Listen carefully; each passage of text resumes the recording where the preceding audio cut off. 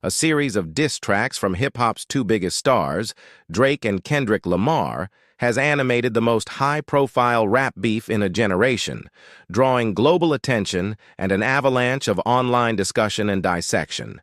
The two men's status in the rap world transcends that of the typical artist.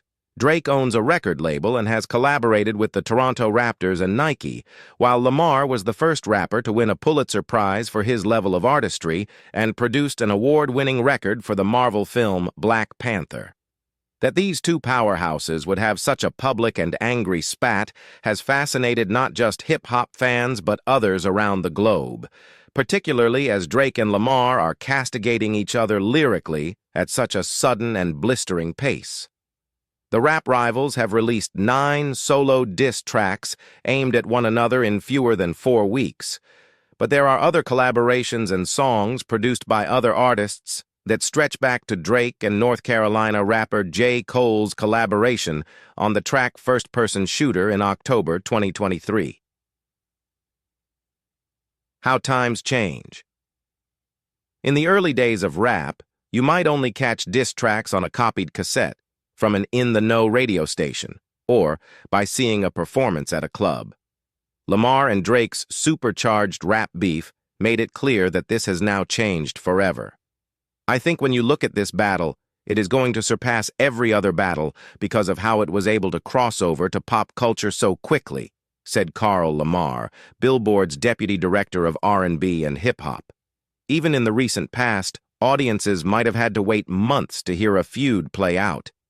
Jay-Z released the diss track, Takeover, in September 2001 to ridicule fellow New Yorker, Nas.